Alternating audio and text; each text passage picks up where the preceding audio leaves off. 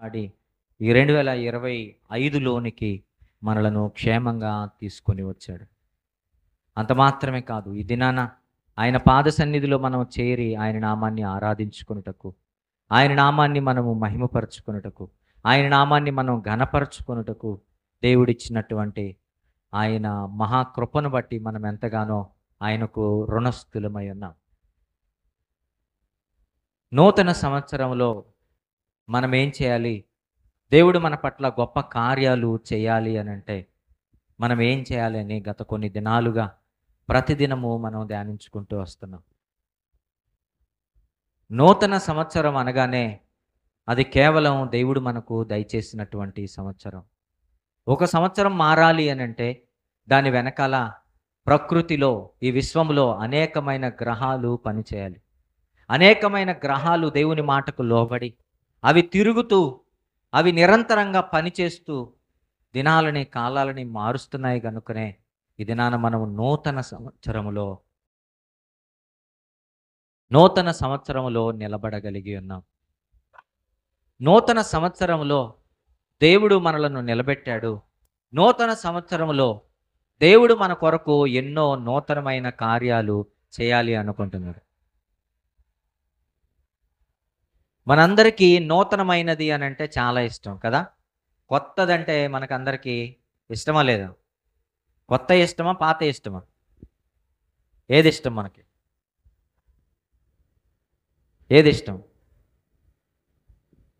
మనందరికీ కొత్తవి కావాలి. బట్టలు ఏవి కావాలి? కొత్తవి కావాలి. మన జీవితంలో మనం వాడే ప్రతి ఒక్కటి కొత్తది అంటే అది ఒక ప్రత్యేకమైన ఇంట్రెస్ట్ మనకి. ఆ కొత్తదాన్ని కూడా మనం చాలా ఆసక్తితో కాపాడుతాం కదా. కొంచెం పాతది అయిపోయింది అనుకోండి, అది ఎక్కడ కనపడుతుందో మనకే తెలియదు. నిన్న మొన్నటి దాకా దాని యొక్క వైభవం వేరు. ఎందుకనంటే అది కొత్తది. అప్పుడు క్రొత్తదంటే మనకు చాలా ఇంట్రెస్ట్, కొత్తదంటే మనకి చాలా ఇదిగో ఆసక్తి కదా. మన దేశంలో కాదు కానీ మన దేశంలో కూడా ఉంది. ఇతర దేశాల్లో చూసినట్లయితే న్యూ ఇయర్ కోసం, ఈ నూతన సంవత్సరం కోసం లక్షలాది మందిని సమకూర్చి దానికి లక్షల రూపాయలు టికెట్ పెట్టి పెద్ద పెద్ద ప్రోగ్రామ్స్ చేస్తూ న్యూ ఇయర్ని వెల్కమ్ చేసేవారు ఉన్నారు. దాని కొరకు కోట్ల రూపాయలు ఖర్చు పెట్టేవారు, కోట్ల రూపాయలు తగలేసేవారు సమాజంలో ఉన్నారు. యూట్యూబ్లోకి వెళ్ళిపోయి నూతన న్యూ ఇయర్ సెలబ్రేషన్స్ అని కొడితే పెద్ద పెద్ద దేశాల్లో ఎలా జరుగుతాయో, ఎన్ని కోట్ల రూపాయలు న్యూ ఇయర్ పేరుతో ఖర్చు చేస్తున్నారో, ఎంత పెద్ద ఈవెంట్స్ జరుపుతున్నారో మనకు అర్థమవుతుంటుంది. ఎందుకంత ఖర్చు చేస్తున్నారంటే న్యూ అంటే మనకు చాలా ఇష్టం. ఏంటి చెప్పండి? న్యూ. అన్ని హోటళ్ళు ఉన్నాయి. కొత్తగా ఏదైనా హోటల్ ఓపెన్ అయిందనుకోండి, అందరం ఆ హోటల్లోనే ఉంటాం. కొత్తగా ఏదైనా బేకరీ ఓపెన్ అయిందనుకోండి, అందరం ఎక్కడ ఉంటాం చెప్పండి? కొత్త దాంట్లోనే ఉంటాం. 4 రోజుల తర్వాత అది పాతది అయిపోయింది అనుకోండి, మరలా ఏదో కొత్త దాని కొరకు మనం ఎదురు చూస్తాం కదా. క్రొత్తదంటే మనకి ఇష్టం, క్రొత్తదంటే మనకు ఆసక్తి. పాతదంటే మనకి ఇష్టం లేదు. మన జీవితంలో మనకన్నీ కొత్తవి కావాలి. మన జీవితంలో మనకన్నీ కొత్తవి కావాలి. ఆహారం నిన్న వండింది ఈరోజు తింటామా చెప్పండి? రిజెక్ట్ చేసి పడేస్తాం. మనకి కొత్తగా కావాలి, అప్పుడే వండాలి, వేడివేడిగా ఉండాలి, ఫ్రెష్గా ఉండాలి. క్రొత్తదంటే మనకిష్టం. వాహనాలు క్రొత్తవంటే మనకిష్టం, బట్టలు క్రొత్తవంటే మనకిష్టం, చెప్పులు క్రొత్తవంటే మనకిష్టం. ఈ లోకంలో ప్రతిదీ కొత్తదంటే మనకు చాలా ఇష్టం. పాతదంటే ఇష్టం లేదు. దేవుడు కూడా మన నుండే క్రొత్తది ఆశిస్తున్నాడు. ఆమేన్. దేవుడు మన నుండి ఏం ఆలోచిస్తున్నాడు? మన నుండి కూడా క్రొత్తవి ఆయన ఆలోచిస్తున్నాడు. క్రొత్తవి మనలో నుండి ఎదురు చూస్తున్నాడు. మనం ఎలాగ క్రొత్త వాటి వైపున ఆసక్తి కలిగిన వారిగా మనం కనబడుతున్నామో, మన జీవితంలో కూడా అనేకమైన క్రియలు క్రొత్తవి ఆయన ఎదురు చూస్తున్నాడు. క్రొత్తవి ఎదురు చూస్తున్నాడు గనకనే క్రొత్త సంవత్సరంలోనికి ఆయన మనల్ని ఏం చేశాడు? ఆసక్తిగా తీసుకొని వచ్చాడు. క్రొత్త సంవత్సరంలోనికి మనల్ని తీసుకొని వచ్చాడు అనంటే నూతన సంవత్సరంలో నూతనమైనటువంటి క్రియలను, నూతనమైనటువంటి బ్రతుకును, నూతనమైన జీవితాన్ని మన నుండి ఎదురు చూస్తున్నాడు. నూతన సంవత్సరం రోజు మనము ధ్యానించుకున్న విధముగా నూతన సంవత్సరంలోనికి మనలను ప్రవేశింపజేయడానికి ఆయన మనకి ఎంతగా మనలను కాపాడుకుంటూ వచ్చాడో మనం ధ్యానించుకున్నాం. ఆయన ఏం చేశాడట? నూతన సంవత్సరంలోనికి మనం రావడానికి ఆయన ఏం చేశాడంట? ముందుగా మన పట్ల ఏం చేశాడు చెప్పండి? నూతన సంవత్సరంలోనికి మనం రావడానికి ముందుగా 2024లో మన పట్ల ఏం చేశాడు ఆయన? మనలను పోషించాడు. ఏం చేశాడు? పోషించాడు. ఒకవేళ ఆయన మనలను పోషించకపోయుంటే ఆకలితో చచ్చిపోయింది మనం 2024లో కదా! ఆకలితో అనేకులు తినడానికి ఆహారం లేక సమాజంలో ఏం చేస్తున్నారు తెలుసా? అడుక్కుంటున్నారు. అడుక్కొని తినే స్థితి వాళ్ళకొచ్చింది. ఈరోజు మనలను ఇదిగో మనము క్షేమంగా వచ్చామంటే ఆకలి చావులకు మనం చావకుండా ఆయన మనలను పోషించుకుంటూ వచ్చాడు. ఆ తర్వాత మనకేమిచ్చాడాయన? ఏమిచ్చాడాయన? మనలను క్షమించాడు. మనం చేసిన పాపాలన్నింటిని ఆయన ఏం చేశాడు? క్షమించాడు. ఆయన పట్ల మనం చేసిన తప్పులను ఇదిగో ఆయన పట్ల ఇదిగో మనం అనేక సార్లు అయోగ్యులముగా నిలబడితే ఆయన మనల్ని క్షమించాడు. మూడవదిగా ఆయన మనల్ని ఏం చేశాడు చెప్పండి? బలపరిచాడు, పోషించాడు, క్షమించాడు. అనేకమైన అనారోగ్యంలో పడిపోయి బలము క్షీణించిపోయి ఇక అయిపోయింది నా జీవితం, అయిపోయింది నా బ్రతుకు అనుకుంటే ఆయన ఏం చేశాడో తెలుసా? తిరిగి మరలా బలం అనుగ్రహించి ఆయన మనలను నిలబెట్టాడు. ఆ తర్వాత ఏం చేశాడు? అన్ని వైపుల నుంచి వస్తున్నటువంటి శత్రు సైన్య సమూహాల బాణాలను, అవి అనారోగ్యం కావచ్చు, అవమానాలు కావచ్చు, నిందలు కావచ్చు, కష్టాలు కావచ్చు, ఇదిగో లేమి కావచ్చు, వాటన్నింటినీ ఆయన అడ్డుకొని మనల్ని ఏం చేశాడో తెలుసా? మన యొద్దకు రానివ్వకుండా ఆయన కాపాడాడు. ఐదవదిగా మనల్ని ఏం చేశాడు ఆయన? ఆయుష్ను అనుగ్రహించి సజీవులుగా నిలబెట్టాడు. చప్పలు కూడా దేవుని నామాన్ని మహింపరు. వీటిలో ఏదైనా ఒక్కటి ఆయన మనకివ్వకపోయినా మనం 2025లోనికి అడుగు పెట్టే ప్రసక్తే లేదు. మనం 2025లో ఈ దినాన మనము మిగిలి ఉండేటటువంటి ప్రసక్తే లేదు. ఉందా చెప్పండి? ఆయన మనల్ని పోషించకపోతే ఆకలికి మనం చనిపోతాం. ఆయన మనల్ని క్షమించకపోతే ఇదిగో ఆ చెట్టును చూసి ఈ చెట్టు వలన ఏమి ప్రయోజనం లేదు, ఏమి ఫలాలు లేదు, ఇది ఎండిపోవును గాక అంటే ఆ చెట్టు ఏమైపోయిందట? ఇదిగో అది ఎండిపోయింది ప్రియులారా. కాబట్టి ఆయన మనలను క్షమించకపోతే మనం 2025లో ఉండే అవకాశం లేదు. మూడవదిగా ఏం చేశాడు ఆయన మనకి? మనలను బలపరచకపోతే అనారోగ్యంలో పడిపోయి మనము క్రింద పడిపోయి ఇక నేను లేసేదెలా, ఈ అనారోగ్యం నుండి బాగుపడేది ఎలా అనుకున్న పరిస్థితుల్లో ఆయన మనలను బలపరచకపోతే, మనకు బలం ఇవ్వకపోతే అనారోగ్యంలో అలాగే మనం వెళ్ళిపోయింది 2024. అపవాది వేస్తున్నటువంటి భయంకరమైన ఉరులు వలలను దేవుడు అడ్డుకోకపోతే ఆ వలల్లో ఆ ఉరుల్లో మనం అంతమైపోయింది 2024లో. ఆయన మనకు ఆయుష్నివ్వకపోయింటే అప్పుడే మనం అయిపోయిందాం. కానీ నిలబెట్టాడు. కారణం ఏంటంటే జాగ్రత్తగా వినండి, మనలో ఆయన ఏం చూడాలనుకుంటున్నాడు? నూతనత్వాన్ని ఆయన చూడాలనుకుంటున్నాడు. ఏం చూడాలనుకుంటున్నాడు? నూతనత్వాన్ని, నూతన క్రియలను, నూతనమైన బ్రతుకును, నూతనమైన జీవితాన్ని ఆయన మనలో చూడాలనుకుంటున్నాడు. నూతనమైన జీవితాన్ని మనలో ఆయన చూడాలి అనుకుంటున్నాడు. గనుకనే దేవుడు మనలను నూతనమైన సంవత్సరంలోనికి తీసుకొని వచ్చాడు. కానీ మనిషికి ఎలా తెలుసా? మనకన్నీ క్రొత్తవి కావాలి. మనకేం కావాలి? మనకన్నీ కొత్తవి కావాలి. కానీ బ్రతుకు మాత్రం పాతదే కావాలి. ఏది కావాలి? పాత బ్రతుకే కావాలి, పాత క్రియలే కావాలి, పాత జీవితమే కావాలి, ఆ మాటలే కావాలి, ఆ చేతలే కావాలి, ఆ ప్రవర్తనే కావాలి కదా. 2024లో మారాలని ఏమన్నా అనుకుంటామా? 2025లో నూతనమైన జీవితాన్ని ప్రారంభించాలన్నటువంటి నిర్ణయం ఏమన్నా తీసుకుంటామా చెప్పండి? 2025లో మనకి ఏవేవో నూతనమైనవి సంపాదించుకోవాలని మనం అనుకుంటాం. 2025లో నేను నూతనంగా మారాలని మనం అనుకుంటున్నామా? ఆలోచిస్తున్నామా? కానీ దేవుడు మన వైపు ఏం చూస్తున్నాడంటే మనలో నూతనత్వాన్ని ఆయన ఎదురు చూస్తున్నాడు. ఏం చూస్తున్నాడు?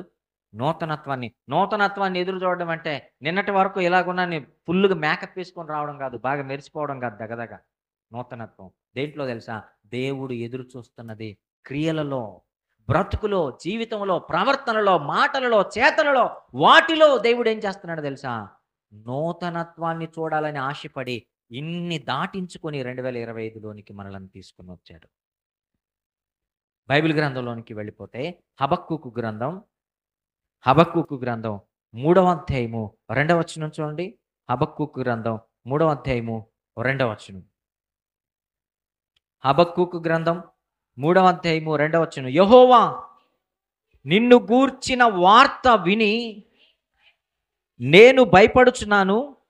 యెహోవా సంవత్సరములు జరిగిపోతున్నాయి, నీ కార్యము నూతనపరచుము.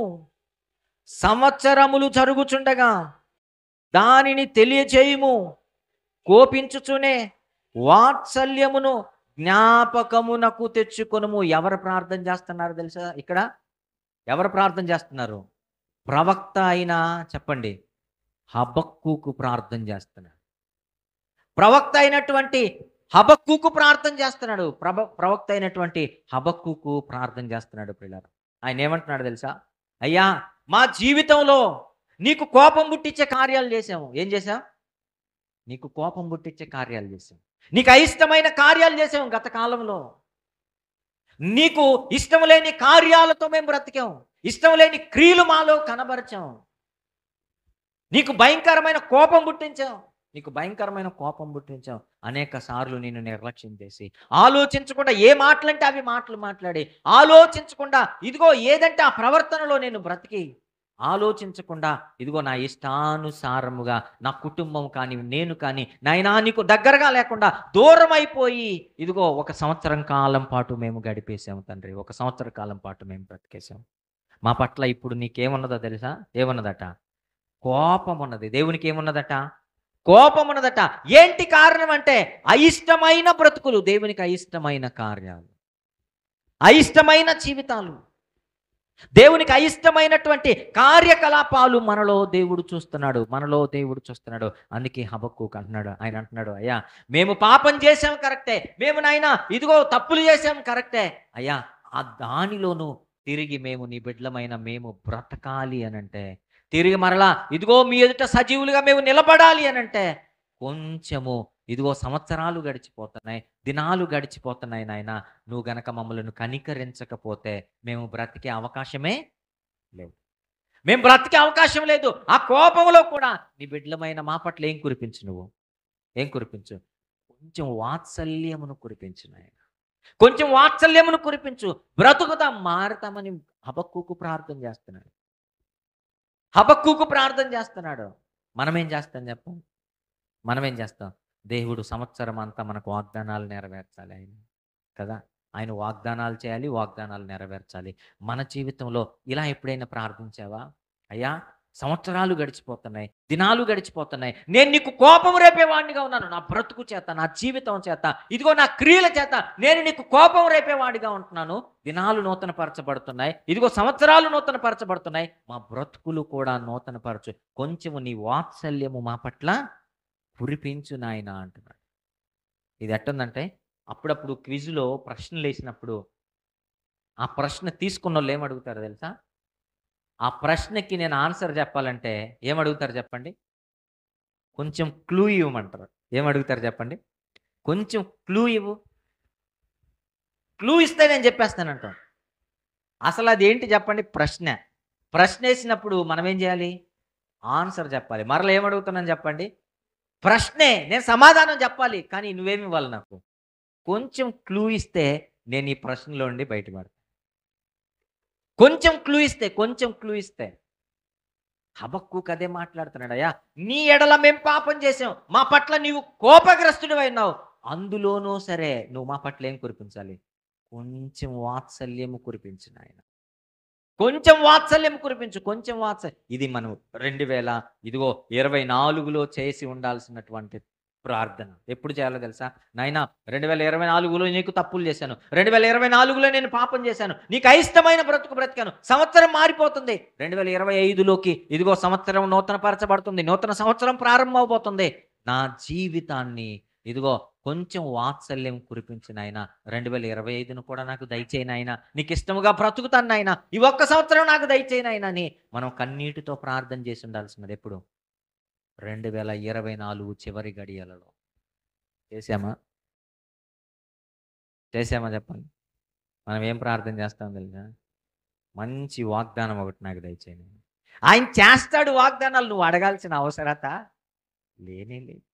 ఆయన వాగ్దానాలు చేసి వాగ్దానాలు నెరవేర్చే దేవుడు ఆయన. ఆయన ఎప్పుడైనా తప్పిపోయాడు చెప్పండి? ఆయన వాగ్దానాలు చేసి తప్పిపోయిన సందర్భాలు ఏమైనా ఉన్నాయా? అబ్రహాం గారికి వాగ్దాన భూమిని ఇస్తానన్నాడు. ఏ భూమి అది? పాలు తేనెలు ప్రవహించు చెప్పండి. కనాను దేశాన్ని ఇస్తానని చెప్తే అబ్రహాము చనిపోయాడు. అబ్రహాం కుమారుడు ఇస్సాకు చనిపోయాడు. ఇస్సాకు కుమారుడు యాకోబు చనిపోయాడు. వాళ్ళ బిడ్డలు బ్రతుకున్నారు యోసేపు కాలంలో. అప్పుడు దేవుడు ఏం చేశాడు తెలుసా? వాళ్ళ పితరులకు చేసిన వాగ్దానాన్ని కొన్ని తరాల తర్వాత ఆయన ఏం చేశాడట? జ్ఞాపకానికి తెచ్చుకున్నాడట. చప్పట్లు కూడా దేవుని నామమున. మనం చేయాల్సినది వాగ్దానము నెరవేర్చాలని కాదు. దేవుడు నీలో నుండి ఏమి ఎదురు చూస్తున్నాడో అది నువ్వు దేవునికి చేస్తున్నావా? దేవుడు నూతన సంవత్సరంలో మనము ఏం చేయాలని కోరుకుంటున్నాడో తెలుసా? బైబిల్ గ్రంథంలోకి వెళ్తే అపోస్తలుడైన పౌలు గారు కొరింథీ సంఘానికి వ్రాసిన పత్రిక 4వ అధ్యాయము 16వ వచనం చూద్దాం. కొరింథీ సంఘానికి పౌలు గారు రాసిన 2వ పత్రిక 4వ అధ్యాయము 16వ వచనం. మేము అధైర్యపడము, మా బాహ్య పురుషుడు కృషించుచున్నను, ఆంతర్య పురుషుడు దినదినము నూతన పరచబడుచున్నాడు. చప్పట్లు కూడా దేవుని నామాన్ని మహింపరుద్దాం. పౌలు గారు మాట్లాడుతున్నారు. ఇదిగో దినదినము మా బాహ్య పురుషుడు ఏమవుతున్నాడట? ఇదిగో కృషించిపోతున్నాడు. బాహ్య పురుషుడు అంటే శరీరం. బాహ్య పురుషుడు అంటే ఎవరు చెప్పండి? శరీరం. బయటికి కనపడుతున్న ఈ శరీరం దినదినం ఏం చేస్తుందట? కృషించిపోతుందట. ఎందుకు కృషించిపోతుంది? పౌలు గారి శరీరం దినదినానికి ఎందుకు కృషించిపోతుంది? ఎందుకు నలిగిపోతుంది? ఎందుకు అరిగిపోతుంది? అంటే అర్థం ఏంటో తెలుసా? పౌలు గారు రోజు వెళ్ళిపోయి వేయింగ్ మిషన్ ఎక్కితే రోజు 2 కేజీలు తగ్గినట్టు వేయింగ్ మిషన్ చూపిస్తుంది. అది అర్థం. ఏం చెప్పండి? పౌలు గారు రోజు వెళ్ళిపోయి వేయింగ్ మిషన్ ఎక్కారనుకోండి, ఆ బరువు చూసే మిషన్ ఎక్కారనుకోండి, రోజు 2 కేజీలు తగ్గుతున్నట్టు ఆయన చూసుకుంటాడు. బాహ్య పురుషుడు కృషించిపోతున్నాడు అంటే అర్థం ఏంటి? తగ్గిపోతున్నాడు. తగ్గిపోవడం కంటే, తరిగిపోవడం కంటే, బరువు తగ్గడం కంటే కృషించడం అన్నది ఎంత ఎఫెక్టివ్ వర్డో తెలుసా? కృషించడం అంటే వేగముగా కంటికి కనబడకుండా పోవడం కృషించిపోవడం అంటే. పౌలు గారట దినదినము బాహ్య పురుషుడు కృషించిపోతున్నాడట. మనం రోజు వేయింగ్ మిషన్ ఎక్కామనుకోండి, రోజు 2 కేజీలు ఎక్కువ చూపిస్తుంది మన మిషన్ కదా. ఈరోజు ఒక 60 కేజీలు ఉన్నామనుకోండి, రేపు ఎక్కామనుకోండి 62, ఎల్లుండి ఎక్కామనుకోండి 64, ఆ తర్వాత 66 కదా. ఒక 10 రోజుల్లో డబుల్ అయిపోతాం మనం. ఎందుకంటే అంత తింటుంటాం మనం. పౌలు గారి శరీరం అట దినదినానికట ఏం చేయబడుతుందట? కృషించిపోతుందట. దినదినానికి కృషించిపోతుంటే ఆయన అడుగుతున్నాడు, ఈ బాహ్య శరీరానికి బలము దయచేయదేవా అని ప్రార్థన చేయట్లేదట. ఈ శరీరం తెల్లగా రావాలి ప్రభువా, లావ్ అవ్వాలి ప్రభువా, హ్యాండ్సమ్ గా కనపడాలి ప్రభువా ఆయన ప్రార్థన చేయట్లేదట. మీకు అర్థమవుతుందా? అసలు ఎందుకు కృషించిపోతున్నాడు చెప్పండి? ఎందుకు కృషించిపోతున్నాడు తెలుసా? సేవలో నిరంతరంగా పరుగులు పెడుతున్నాడు. చప్పట్లు కూడా దేవుని నామమున. దేవుని రాజ్యం కొరకు, దేవుని సంఘము కొరకు, పరిశుద్ధుల కొరకు, ఇదిగో దేవుని యొక్క రాజ్యం కొరకు, ఆ లోకములు అనేకులను చేర్చడం కొరకు, అనేకులను ప్రభు వైపు త్రిప్పడం కొరకు, అనేక సంఘాలను కట్టడం కొరకు, స్థిరపరచడం కొరకు, దేవుని కొరకు రాత్రనక పగలనక, అన్నమనక ఆహారమనక ఆకలనక దప్పికనక, ఇదిగో రాత్రి పగళ్ళు తేడా లేకుండా పరుగులు పెడుతున్నాడు. సముద్రము లేదు, కొండలు లేదు, పర్వతాలు లేదు, నదులు లేదు, దాటుతున్నాడు. ఇదిగో ఖండాలు దాటుతున్నాడు, దేశాలు దాటుతున్నాడు. దేవుని కొరకు, దేవుని పరిచర్య కొరకు, దేవుని యొక్క సేవ కొరకు. ప్రియులారా, అట్టి పరిస్థితుల్లో ఎక్కడ చీకట పడుతుందో తెలియదు, ఎక్కడ ఉండాలో తెలియదు, ఎక్కడ జీవించాలో తెలియదు. ఆయన హృదయంలో ఉన్నది ఒకటే, దేవుడు. పరలోకం. ఆత్మీయత. ఇది తప్ప ఆయన కన్నులు ఎదుట మరొకటి లేదు. ఏళ్ళకి తినాలన్న ఆలోచన ఆయనకి లేదు. ఒక స్పెషల్ ఫుడ్ తినాలన్న ఆలోచన ఆయనకి లేదు కదా. ఇదిగో ఒక కొత్త బట్టలు ధరించాలన్నటువంటి ఆలోచన ఆయనకు లేదు. ఎక్కడికైనా వెళ్ళిపోతాడు, ఏదైనా ఎవరైనా పెడితే తింటాడు, లేకపోతే లేనే లేదు. మన పితరులు కూడా, గొప్ప గొప్ప దైవజనులు కూడా ఇలా ఆకలితో ఉండి సేవ చేసిన వారే, ఆకలితో ఉండి బ్రతికిన వారే పిల్లలు, ఆకలితో ఉండి బ్రతికిన వారే. ఒకసారట యేసన్న గారు ఒక దగ్గరికి వెళ్ళిపోయి సువార్త ప్రకటించుకొని వచ్చాడట. ఎక్కడ ఎవరు ఒక రూపాయి కానుక లేదండి. ఎక్కడ ఎవరు ఒక రూపాయి కానుక లేదట. ఆకలి మండిపోతుందట. ఆకలి మండిపోతుందట. ఒక బస్సులో వచ్చి ఆ సంచి తగిలించుకొని అక్కడ దిగాడట. అక్కడ దిగితే ఆకలి మండిపోతుందట. ఒక ఆవిడ ఎవరో వచ్చి వాళ్ళ ఇంటికి తీసుకెళ్ళిపోయిందంట. అప్పటికే సమయం 4 గంటలు అయిపోయిందట. సమయం ఎంత అయిందట? 4 గంటలు. అయ్యగారు ఎప్పుడు వెళ్ళిపోయారు? యేసన్న గారు ఎప్పుడు వెళ్ళిపోయారు? ఉదయమే వెళ్ళిపోయాడు. ఉదయమే వెళ్ళిపోయాడు. నలుగురు సువార్త చెప్పేసి వద్దామని ఉదయమే వెళ్ళిపోయాడు. ఇదిగో 4 అయిపోయిందట. ఆకలి మండిపోతుందట. సరిగా తాగడానికి కూడా నీళ్ళు లేవట. అలాంటి పరిస్థితుల్లో ఆవిడ తీసుకొని వెళ్ళిపోతే ప్రార్థన చేయమని. ఈయన ఆలోచన అంతా దేని మీద ఉందో చెప్పండి? ముందు ఆకలి తీరాలి, ఆకలి తీరాలి, ఆకలి తీరాలనుకుంటున్నాడట. అక్కడికి వెళ్ళిపోయి ఆమె భోజనం పెట్టేసరికి ఒక 2 ముద్దలు తినగానే భర్త వచ్చాడట. ఎవడేడో పాస్టర్ అన్నాడట. భోజనం తింటున్న ఆయన్ని ఏమన్నాడట? పాస్టరా, ఉదయం లేచినప్పటి నుంచి వాడిని వీడిని తీసుకొచ్చి పెట్టి ఇదిగో ఉన్నదంతా అయిపిస్తుంటావని తాగి వచ్చి తిట్టాడట. ఆవిడంటుందట, అయ్యా ఏమనకండి అయ్యా, ఈ ఒక్కసారికి ఈయన భోజనం చేసి వెళ్ళండి, ఇప్పుడు గనక ఆయన లేచి వెళ్ళిపోతే మనకు శాపమయ్యా అంటుందట. ఈవిడ తినమంటుందట. ఆయన ఏమంటున్నాడట? ఈడేం మనిషి అంటున్నాడట. తినాలా వద్దా చెప్పండి? అలాగే కన్నీటితోనే, అవమానంతోనే అలాగే భోజనం చేసి ఆవిడ కొరకు ప్రార్థన చేసి వచ్చాడట.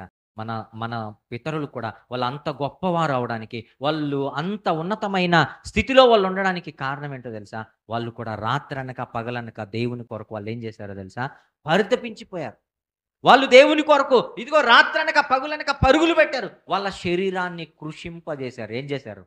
వాళ్ళ శరీరం దేవుని పనిలో కుళ్ళిపోయింది. వాళ్ళ శరీరం దేవుని యొక్క పనిలో కృషించిపోయింది పిల్లరా. ఇదిగో పౌలు గారు అంటున్నాడు, మా బాహ్య పురుషుడు ఏం చేయబడుతున్నాడట? కృషించిపోతున్నాడు. కానీ ఆంతర్య పురుషుడు మాత్రం చెప్పండి, ఆంతర్య పురుషుడు మాత్రం ఏమవుతున్నాడట? దినదినము నూతన పరచబడుచున్నాడు. చెప్పలు కూడా దేవుని నామాన్ని మహింపడు. లోపలున్న ఆత్మ దినదినం ఏం చేయబడుతుందట? పరలోకానికి దగ్గరవుతుందట. దినదినము లోపల ఉన్నటువంటి ఆత్మ పరలోక రాజ్యానికి 2 మెట్లు ఎక్కుతూ ఉందట. ఇక్కడ 2 కేజీలు తగ్గిపోతున్నాడు. 2 మెట్లు పరలోక రాజ్యానికి ఏం చేయబడుతున్నాడు? దగ్గరవుతున్నాడు. తన ఆత్మ నూతన పరచబడుతుందట. అంటే నూతనమైన బలాన్ని పొందుకుంటుందట. నూతనమైన బలాన్ని. నూతన సంవత్సరంలో నీ నుండి దేవుడు ఏమి ఎదురు చూస్తున్నాడు తెలుసా? నీ ఆత్మ దినదినము చెప్పండి నూతన పరచబడాలి. ఏం చేయబడాలి? నూతన పరచబడాలి అని అంటే ఈ శరీరం దేవుని పనిలో ఎక్కువగా కనపడాలి. ఏం చేయబడాలి? ఇది నువ్వు దేవునికి చేయాల్సిన వాగ్దానం. నా శరీరం ఈ నూతన సంవత్సరంలో దేవుని కొరకు అధిక సమయం నీ పనిలో ఈ శరీరం కనపడుతుందని నువ్వు వాగ్దానం చేయాలి దేవునికి. ఏం వాగ్దానం చేయాలి? ఏం వాగ్దానం చేయాలి? పౌలు గారి వలె, అయ్యా నా శరీరము నీ పనిలో నలగొట్టబడతాను, నా శరీరము నీ పనిలో నలగొట్టుకుంటాను. పౌలు గారి వలె ఈ శరీరం కుళ్ళిపోయినా, ఈ శరీరం కృషించిపోయినా పర్వాలేదు, లోపలున్న ఆత్మ మాత్రం ఏం చేయబడాలంట? దినదినాభివృద్ధి చెందుతూ నూతన పరచబడాలట. ఏం చేయబడాలి? నూతన పరచబడాలి, నూతన పరచబడాలి, నూతన పరచబడాలి. కొంతమంది ఉంటారండి, నిన్న వేసిన బట్టలు ఈరోజు వేయరు అసలు ఇంకా మళ్ళా కదా. నిన్న చూసిన దానికి ఈరోజు చూసిన దానికి ఫుల్ తేడా కనపడాలి. అసలు ఫుల్ తేడా కనపడాలి. ఆవిడో ఆవిడో అర్థం కాకూడదు అసలు. అలాగుంటుంది పరిస్థితులు. అంటే దినదినం మనం ఎలా కనపడాలి? నూతనంగా కనపడాలి. ఈ మట్టి అయిపోయే ఈ శరీరం కొరకు, కుళ్ళిపోయే ఈ శరీరం కొరకు, మట్టిలో కలిసిపోయే ఈ శరీరం కొరకు ప్రయాసపడుతున్నావు. నూతన సంవత్సరంలో నువ్వేం చేయాలో తెలుసా? దేవుని కొరకు ఒక వాగ్దానం చేయాలి. ఏంటి అనంటే, తండ్రి ఈ సంవత్సరం అధిక సమయం నా శరీరం నీ పనిలోనే కనబడుతుంటది. ప్రతి వారం మందిరంలోనే కనబడుతుంది నాయన. ప్రతి ప్రార్థనలో నా శరీరాన్ని నేను ఉంచుతాను, నా శరీరం నీ కొరకు కష్టపెడతానని మనం వాగ్దానం చేసినట్లయితే లోపలున్న ఆత్మ ఏం చేయబడుతుందో తెలుసా? దినదినం ఏం చేయబడుతుంది? నూతన పరచబడుతుంది. చేపలు కూడా దేవుని నామాన్ని. నూతన సంవత్సరంలో దేవుడు మన నుండి ఎదురు చూసేది ఏంటంటే, మన ఆత్మ దినదినము ఏం చేయబడాలి? నూతన పరచబడాలని ఆయన ఎదురు చూస్తున్నాడు. ఇది 2025లో దేవుడు నీ నుండి ఎదురు చూసేటటువంటి క్రియ. రెండవది మనం చూడగలిగితే ఎఫ్సీలకు రాసిన పత్రిక 4వ అధ్యాయము 23వ వచనం. ఎఫ్సీ సంఘానికి పౌలు గారు రాసిన పత్రిక 4వ అధ్యాయము 23వ వచనం. 4వ అధ్యాయము 23వ వచనం. మీ చిత్త వృత్తి యందు నూతన పరచబడిన వారై అన్నాడు. చూడండి, నూతన పరచబడిన వారై, నూతన పరచబడిన వారై. మీకు అర్థమవుతుందా? ఏం చేయాలట? దేని యందట? మీ చిత్త వృత్తి యందు. మీ చిత్త వృత్తి అంటే ఏంటంటే, మీకంటూ ఒక చిత్తం ఉంటుంది కదా. మనకంటూ ఏముంటుంది చెప్పండి? ఒక చిత్తం ఉంటుంది. మనం ఏం చేస్తాం ప్రార్థన చేసేటప్పుడు? తండ్రి, నీ చిత్తానుసారముగా చెప్పు, నన్ను నడిపించు తండ్రి అని ప్రార్థన చేస్తాం. కానీ లోపల మనకు ఒక చిత్తం ఉంటుంది, అవునా కాదా? లోపల మన చిత్తం వేరు, పైకి ఏమని ప్రార్థన చేస్తాం? తండ్రి, నీ చిత్తానుసారంగా నడిపించు అంటాం. ఆయన నడిపించాలని మన ఎనికిడితో వస్తుంటాడు, ఆయన పట్టించుకోము, మన చిత్తమే నెరవేర్చుకుంటుంటాం. ఏం చేస్తుంటా చెప్పండి? మన చిత్తమే. ఆయన మన ఎనికిడితే వచ్చి రే రే రే వృధాగా వచ్చాను అనుకుంటాడు ఆయన పైన కదా. దేవుడు అంటున్నాడు, మీ చిత్త వృత్తి యందు మీరేం చేయాలట? మీ చిత్త వృత్తి యందు నూతన పరచబడిన వారై, నూతన పరచబడిన వారై, నూతన పరచబడిన వారై ఏం చేయాలట? మీ చిత్త వృత్తి యందు మీరు నూతన పరచబడాలి. నూతన పరచబడాలి అంటే అర్థం ఏంటో తెలుసా? 2024లో నీ ఇష్టానుసారమైన బ్రతుకు నువ్వు బ్రతికావేమో, నీ ఇష్టానుసారమైన నిర్ణయాలు నువ్వు తీసుకున్నావేమో, నువ్వు అనుకున్నది నెరవేర్చుకున్నావేమో, నువ్వు అనుకున్న నీ చిత్తానుసారంగా నువ్వు నడిచావేమో. లేదు లేదు, నీ చిత్త వృత్తిని నువ్వు నూతన పరుచుకో. 2024లో మనం ఏమనుకున్నాం? మన ఆలోచన ఏంది? 5 గంటలకల్లా లేయాలి. 5 గంటలకు లేచి మనం ఏం చేయాలి? పరుగును పరిగెత్తాలి అనుకున్నాం కదా. లేదు, ఈ సంవత్సరం నీ చిత్త వృత్తిని మార్చేసుకో. ఈ సంవత్సరం నువ్వేమనుకోవాలో తెలుసా? 5 గంటలకల్లా లేయాలి. 5 గంటలకు లేచి ఉదయాన్నే నా కొరకు, నా కుటుంబం కొరకు, నా జీవితం కొరకు, నా భార్య పిల్లల కొరకు, ఇదిగో భవిష్యత్తు కొరకు నేనేం చేయాలో తెలుసా? దేవుని యొక్క పాదాలు పట్టుకోవాలని ఒక నిర్ణయం తీసుకో. తీసుకుంటావా? ఒకవేళ ఇంతకాలం లేదేమో, 2024లో ఒక దృఢమైన ప్రణాళిక లేదేమో, నేను ఏ ఆరాధనకి ఎగ్గొట్టకూడదు, నేను ప్రతి ఆరాధనలో ఉండాలన్న ఒక దృఢమైన నిర్ణయం నీ జీవితంలో లేదేమో, 2024లో లేదేమో, 2025లో అలాంటి నిర్ణయం తీసుకో. దాన్ని నీ చిత్తంగా పెట్టుకో. అది నీ చిత్తవృత్తిగా పెట్టుకో. నీ చిత్తవృత్తిగా పెట్టుకో. మీకు అర్థమవుతుందా? మీ చిత్తవృత్తి యందు మనం ఏం చేయాలట? నూతన పరచబడాలి. ఏం చేయాలట? నూతన పరచబడాలట. మన చిత్తవృత్తి యందు పాతదే కాకుండా ఇదిగో నూతనత్వాన్ని దేవుడు చూడాలనుకుంటున్నాడు. నూతన నిర్ణయాలు, నూతనమైన ఆలోచనలు, నూతనమైనటువంటి మన యొక్క చిత్తాన్ని దేవుడు చూడాలి అనుకుంటున్నాడు. అది కార్యరూపము దాలిస్తే అది వృత్తి. మన చిత్తం కార్యరూపం దాలిస్తే చెప్పండి, అదొక వృత్తి. మనం అనుకుంటాం నూతన సంవత్సరంలో అది చేయాలి, ఇది చేయాలి, అన్ని సంపాదించాలి, ఇది సంపాదించాలి, అది సంపాదించాలని. ఆ చిత్త వృత్తిలో ఏం కనపడాలట? దేవునికి నూతనత్వం కనపడాలి. ఆ చిత్తవృత్తిలో నూతనత్వం కనపడాలి. నూతనత్వం అంటే ఇంతకాలం నీ కొరకు నువ్వు చిత్తాన్ని నెరవేర్చుకున్నావు. ఈ 2025లో దేవుని కొరకంటూ నీ చిత్తాన్ని మార్చు. దేవుని కొరకు ఒక చిత్తాన్ని పెట్టుకో. తర్వాత ఏమన్నాడు చూడగలిగితే అదే మాటల్లో కింది భాగంలో ఏమన్నాడు ఆయనంటే, యథార్థమైన భక్తి గలవారై. ఆ మాట చూడండి. దేవుని పోలికగా సృష్టింపబడిన నవీన స్వభావమును ధరించుకొనవలెను. చప్పలు కూడా దేవుని నామాన్ని మహింపరుద్దాం. 2025లో నూతనమైన స్వభావాన్ని నువ్వు ధరించుకోవాలంట. ఏం స్వభావం అని చెప్పండి? నూతనమైన స్వభావం. ఎలాంటి స్వభావం అంటే ఆయన అన్నాడు, ఎలాంటి స్వభావం అంటే నీతియు యథార్థమైన భక్తియు గలవారై దేవుని పోలికగా సృష్టింపబడిన అన్నాడు. మీకు అర్థమవుతుందా? అంటే దేవుని పోలిక లాంటి స్వభావం, దేవుని లాంటి స్వభావం. దేవుని స్వభావం ఎలాంటిది చెప్పండి? ఆయన స్వభావం ఎలాంటిదో తెలుసా? పరిశుద్ధమైనది. ఆమేన్. దేవుని స్వభావం ఎలాంటిదో తెలుసా? పరిశుద్ధమైనది, పవిత్రమైనది, నీతి కలిగినది. అందులో నుండి ఏమొస్తాయి అని అంటే ప్రేమ.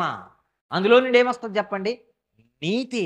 అందులో నుండి ఎన్నో గొప్ప గొప్ప ఫలాలు మన కళ్ళకు కనబడతాయి పిల్లరా. ఎన్నో గొప్ప గొప్ప ఫలాలు. 2025లో దేవుని లాంటి స్వభావం మనం ధరించుకోవాలి. దేవుని యొక్క ఇదిగో లాంటి స్వభావం మనం ధరించుకుని వారమై మనం బ్రతకాలి. అలాంటి స్వభావాన్ని మనం ధరించుకొని మనం ముందుకు కొనసాగాలి అని దేవుడు మన వైపు ఆసక్తితో ఎదురు చూస్తున్నాడు. దేవుడు ఆసక్తితో మన వైపు ఎదురు చూస్తున్నాడు. దేవుడు ఆసక్తితో మన వైపు ఎదురు చూస్తున్నాడు. 2025లో ఆయన లాంటి చిత్తం, ఆయన లాంటి స్వభావం మనం కలిగి ఉండాలట. ఇంకా మనం చూడగలిగితే కొలస్సీలకు రాసిన పత్రిక 3వ అధ్యాయము 10వ వచనం. అపోస్తలుడైన పౌలు గారు కొలస్సీ సంఘానికి వ్రాసిన పత్రిక 3వ అధ్యాయము 10వ వచనాన్ని మనం చూద్దాం. కొలస్సీ సంఘానికి పౌలు గారు రాసిన పత్రిక 3వ అధ్యాయము 10వ వచనం. ఏలైనగా ఆ మాట చూడండి, ప్రాచీన స్వభావమును దాని క్రియలతో కూడా మీరు పరిత్యజించి జ్ఞానము కలుగు నిమిత్తము దానిని సృష్టించిన వాని పోలిక చొప్పున నూతన పరచబడుచున్న నవీన స్వభావమును ధరించుకొని ఉన్నారు. చప్పట్లు కూడా దేవుని నామాన్ని మహింపడతాం. దేవుడు ఏమంటున్నాడంటే మన స్వభావము, నూతనమైన స్వభావము కనబడాలని దేవుడు కోరుకుంటున్నాడు. ఎలాంటి స్వభావం? నూతనమైన స్వభావము, ప్రాచీన స్వభావము. దాని క్రియలతో పాటు మనం ఏమి ఇవ్వాలట? ఏం చేయాలట? ప్రాచీన స్వభావమును దాని క్రియలతో పాటు మనం ఏం చేయాలని ఆయన కోరుకుంటున్నాడో తెలుసా? ఏం చేయాలట? పరిత్యజించాలి. పరిత్యజించాలి అని అంటే అర్థం ఏంటో తెలుసా?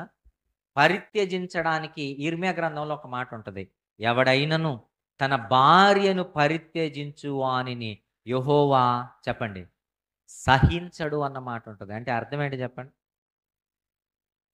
పరిత్యజించడం అంటే ఏంటో తెలుసా?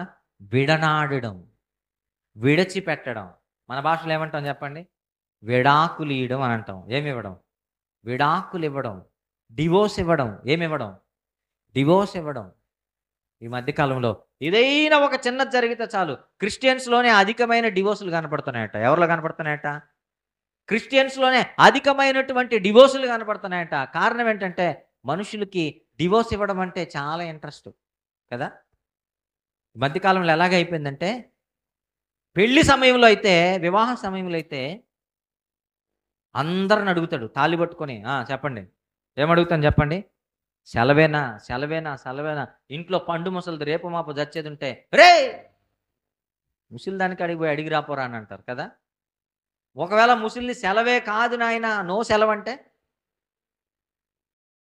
అంటే ఆమెకి సెలవు ఇచ్చేస్తాం మనం కదా. ఆమెకి సెలవు ఇచ్చి ఇప్పుడు ఏం కావాలి? తాళి కట్టడమే కావాలి మనం కదా. అప్పుడు మాత్రం అందరిని అడుగుతాం, కానీ విడిపోయేటప్పుడు మాత్రం ఎవ్వరికి చెప్పకుండా సైలెంట్గా విడిపోతారండి. పెళ్లి చేసిన పాస్టర్ గుర్తుకు రాడు, ఎవరు గుర్తుకు రారు. మనం కూడా మన మ్యారేజ్ల్లో కూడా చూడండి, మనం ఏమడుగుతామో తెలుసా? ఎవరైనా ఆక్షేపణ ఉన్నాయట్లా ఇప్పుడే మీరేం చేయాలి? మీ చేతులు ఎత్తి చూపించినట్లయితే ఈ పెళ్ళిని మేము ఆపేస్తామంటారు రిజిస్టర్ కదా. ఒకవేళ ఇష్టం లేకపోయినా కింద ఉన్న వాళ్ళు ఏం చేస్తారో చెప్పండి? బలవంతంగా చేతులు ఎత్తి చూపిస్తారు. మీకు అర్థమవుతుందా? అందరిని అడుగుతాం, వివాహం చేసుకునేటప్పుడు అందరిని అడుగుతాం. ఎందుకంటే ఏదైనా ఎవరో తెలియని వాళ్ళని తీసుకొచ్చి మనం చేసుకుంటున్నాం. వీళ్ళలో ఎవరికైనా ఏదైనా తెలుసుంటే చివరికైనా చెప్పి దీన్ని ఆపేస్తారు, నా బ్రతుకుని కాపాడతారని అర్థం అది కదా. కానీ విడిపోయేటప్పుడు మాత్రం ఎవరికి చెప్పుడు లేదు అసలు, వీళ్ళ ఇష్టమే. దేవుడు ఏమంటున్నాడు తెలుసా? నువ్వు నిలబడాల్సినది, నువ్వు జీవించాల్సినది, నువ్వు బ్రతకాల్సినది. ఇదిగో విడాకులంటే అసలు దేవునికి ఇష్టం ఉండదు, విడిపోవడం అంటే అసలు దేవునికి ఇష్టం ఉండదు. కానీ ఇక్కడ దేవుడు ఏమంటున్నాడు తెలుసా?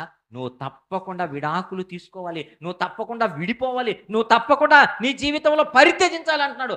దేనిని అని అంటే చూడండి, దేనినట? ప్రాచీన స్వభావంతో నువ్వేం చేయాలట? పరిత్యజించాలి. ఏం చేయాలట? ప్రాచీన స్వభావంతో నువ్వేం చేయాలి అని అంటే విడాకులు తీసుకోవాలట. ప్రాచీన స్వభావంతో నువ్వేం చేయాలంట? విడాకులు ఇచ్చేసేయాలట. చూస్తున్నారా అన్నమాట? చూడండి మరలా 10వ వచనం, కొలస్సీ సంఘానికి రాసిన పత్రిక 3వ అధ్యాయం 10వ వచనం. మీ ప్రాచీన స్వభావమును దాని క్రియలతో కూడా మీరు పరిత్యజించి విడనాడాలి, విడనాడాలి. పరిత్యజించడం అంటే విడనాడాలి. దానికి నీకు సంబంధం ఉండకూడదు. నువ్వు డివోర్స్ ఇచ్చేయాలి. దేవుడు అక్కడేమో కలిసి ఉండమని బ్రతికాడు, ఇక్కడేమో ఇక్కడేమో వదిలేయమంటున్నాడు. మనం అక్కడ కలిసి బ్రతకలేము, ఇక్కడ మాత్రం కలిసే బ్రతుకుతాం. దేంతో? పాత బ్రతుకుతో, పాత జీవితంతో, మలినమైన జీవితంతో, పాత పాపపు బ్రతుకుతో, పాపపు క్రియలతో, దాంతో కలిసి బ్రతుకుతాం. దేవుడు ఇక్కడ ఏమంటున్నాడంటే దాన్ని మీరు పరిత్యజించాలి, దాన్ని వదిలేయాలి. దాన్ని మీరు పరిత్యజించి మీరేం చేయాలంటే మిమ్మల్ని సృష్టించిన వాని పోలిక చొప్పున నూతన పరచబడుచున్న నవీన స్వభావమును ధరించుకోవాలి. నూతన సంవత్సరంలో మనం ఏం చేయాలో తెలుసా? క్యాలెండర్ తీసి పడేసి కొత్త క్యాలెండర్ తగిలిచ్చినంత ఈజీగా మనం ఏం చేయాలో తెలుసా? నూతనమైన స్వభావాన్ని ధరించుకోవాలి. చప్పట్లు కూడా దేవుని నామాన్ని మహిమపడతాము. దేవుడు ఎంత చక్కగా చెబుతున్నాడో చూసారా? నూతనమైన స్వభావాన్ని మనం ధరించుకోగలిగితే దేవుడు ఇక్కడ కోరుకుంటున్నటువంటి ఈ నూతనత్వాన్ని మన జీవితంలో మనం కనబరచగలిగితే దేవుడు తప్పకుండా మన పట్ల ఎన్నో నూతనమైన మేలులను మన కొరకు దాచి ఉన్నాడు. ఎన్నో నూతనమైనటువంటి ఆశీర్వాదములను దేవుడు మన కొరకు దాచి ఉన్నాడు. ఎన్నో నూతనమైనటువంటి దీవెనలను దేవుడు మన కొరకు దాచి ఉన్నాడు. మనం ఎప్పుడు కూడా దీవెనలు పొందుకోవాలి అని అంటే పిల్లరా, దేవుడు కోరుకున్న ఇవి మనం కనబరచాలి. నూతనత్వం, బాహ్య పురుషుడు కాకుండా అంతరంగ పురుషుడైన ఆత్మలో నూతనత్వం, క్రియలలో నూతనత్వం పిల్లరా, క్రియలలో నూతనత్వం, జీవితంలో నూతనత్వం, స్వభావములో నూతనత్వం పిల్లరా. పాత బ్రతుకుతో క్రొత్త సంవత్సరంలో ఎలా ప్రవేశిద్దాం చెప్పండి? బైబిల్లో ఒక మాట ఉంటుంది, క్రొత్త తిత్తులలో ఏం పోయలేమట? పాత ద్రాక్ష రసాన్ని ఏం చేయలేమట? పోయలేమట. ఎందుకు పోయలేం చెప్పండి? కంపు కొడద్ది కదా. పాత పాచిబట్టిన తొట్టులో ఫ్రెష్ నీళ్లు పడితే ఎలా ఉంటుంది చెప్పండి? ఎలా ఉంటుంది? ఆ నీళ్లు కూడా కంపు కొట్టిపోతాయి. క్రొత్త తిత్తులలో మనం ఏం పోయమట? పాత ద్రాక్ష రసాన్ని తీసుకొని వచ్చిపోయాం. వాస్తవం చెప్పండి? అస్సలు పోయాం. ఒక బాటిల్ కంపు కొడుతుంది అనుకోండి, పాచిబట్టు, దాంట్లో ఫ్రెష్ పాలు పడతామా? పట్టం. దానికి ఫ్రెష్ బాటిల్ కావాలి, కొత్త బాటిల్ కావాలి, మంచి బాటిల్ కావాలి, నూతనమైనటువంటి బాటిల్ కావాలి. తర్వాత కొత్త గుడ్డకట చెప్పండి. పాత బట్టను తీసుకొచ్చి ఏమి వేయలేమట? మాస్క్ వేయలేమంట. ఎలా కనపడుతుంది చెప్పండి? చొక్కా చిరిగిపోయింది అనుకోండి, జేబు చినిగిపోయింది అనుకోండి, పాత జేబు తీసుకొచ్చి కుట్టామనుకోండి, ఎలా ఉంటుంది? అందరూ మనల్నే చూస్తారు, ఇంకెవుడురా ఈడు కదా, తెక్కలోడు ఉన్నట్టున్నాడు. కొత్త షర్ట్కి ఏం కుట్టాడు వీడు? పాత జేబు తీసుకొచ్చి కుట్టాడని చిత్రంగా చూస్తారు మనల్ని. కాబట్టి పాత చొక్కాకి క్రొత్త బట్టను తీసుకుని వెళ్ళిపోయి మాస్క్ వేయలేము. క్రొత్త షర్ట్కి పాత గుడ్డ తీసుకుని వచ్చి మాస్క వేయలేము. వీటన్నిటికీ కుదరదు. ఏం చేయదు చెప్పండి? వీటన్నిటికీ పొంతన కుదరదు. అలాగే నూతన సంవత్సరంలోనికి పాత బ్రతుకుతో వస్తే ఎలా చెప్పండి? మనం అన్నిట్లో బాగుంటాం, ఇక్కడికి వచ్చేసరికి మాత్రం పాత బతుకుతోనే నేను వస్తాను. దేవుడి దగ్గర రెవిడీజం చేస్తాం. ఏం చేస్తాం? పాత బ్రతుకుతోనే వస్తా నేను. నువ్వు మాత్రం నాకేం చేయాలి? నువ్వేం చేయాలి? నువ్వు నన్ను దీవించాలి, ఆశీర్వాదాలు ఇవ్వాలి, ఆరోగ్యం ఇవ్వాలి, గొప్ప కార్యాలు నా పట్ల చేయాలి. అంత మాత్రం కాదు, వాగ్దానం చేసి నెరవేర్చాలి. ఒళ్ళు జాగ్రత్త అంట మనం కదా. దేవుడు అంటున్నాడు, పాత బ్రతుకుతో నువ్వు దేంట్లో ప్రవేశించకూడదు. క్రొత్త సంవత్సరంలోనికి రావడానికి వీల్లేదు. ఆయన నీకు క్రొత్త సంవత్సరం నీకు దయచేసాడంటే, క్రొత్త నూతనమైన సంవత్సరాన్ని నీకు ఇచ్చాడంటే, ఆయన నీలో ఏవో నూతనమైన క్రియలు చూడాలన్న ఆశతో నిన్ను క్రొత్త సంవత్సరంలోనికి తీసుకొచ్చాడు. అది మర్చిపోకు. ఆయన నీలో నూతనమైన బ్రతుకును చూడడానికి, నూతనమైన క్రియలను చూడడానికి, నూతనమైన స్వభావము చూడడానికి, ఆత్మలో అభివృద్ధిని చూడడానికి, నూతనమైనటువంటి బ్రతుకును నీలో చూడడానికి నూతన సంవత్సరంలోనికి నిన్ను తీసుకుని వచ్చాడు. ఈ సంవత్సరమైన మారతావని, ఈ సంవత్సరమైన ఆయనకి ఇష్టడుగా బ్రతుకుతావని, ఈ సంవత్సరమైన ఆయనకి ఇష్టమైన కార్యాలు కనబరుస్తావని ఆశతో ఆయన నిన్ను నూతన సంవత్సరంలోనికి తీసుకొని వచ్చాడు. ఒకవేళ ఈ సంవత్సరం కూడా నూతనమైన క్రియలు కనపరచకపోతే, నూతనమైన బ్రతుకు కనపరచకపోతే, ఆయన ఈ సంవత్సరాన్ని నీకు ఇచ్చినందుకు ఆయన సిగ్గుపడతాడు. ఆయన ఈ సంవత్సరాన్ని మనకిచ్చినందుకు ఆయన తలదించుకుంటాడు. అయ్యో వృధాగా మరలా ఒక సంవత్సరాన్ని వీడికి ఇచ్చానే, పాత బ్రతికే బ్రతుకుతున్నాడు కదా, ఈ సంవత్సరం కూడా నాకు ఇష్టమైన వాడిగా లేడు కదా, ఇదిగో పౌలు గారు అన్నట్టుగా ఈ సంవత్సరం కూడా తన శరీరాన్ని నా కొరకు వాడడం లేదు కదా, నన్ను సంతోషపెట్టేవాడికి ఈ సంవత్సరం కూడా లేడు కదా అని ఈ 2025ను మనకి ఇచ్చినందుకు ఆయన బాధపడతాడు. 2026 మనకి ఇవ్వాలో వద్దో ఆలోచిస్తాడు ఆయన. లేదు 2026ని సంతోషంతో మనకి ఇవ్వాలంటే మనం ఏం చేయాలో తెలుసా? 2025లో నూతనమైన జీవితాన్ని కనబరచాలి. ఇదిగో నూతనమైన తిత్తులలో ఏం పోయకూడదు, పాత ద్రాక్షారసాన్ని తీసుకొని వచ్చి పోయవద్దు. పాత క్రియలతో నూతన సంవత్సరంలోనికి వచ్చి ఈ సంవత్సరాన్ని కూడా మలినం చేయకండి, ఈ సంవత్సరాన్ని కూడా నాశనం చేయకండి. తలలుంచండి, మనం ప్రార్థన చేసుకుందాం.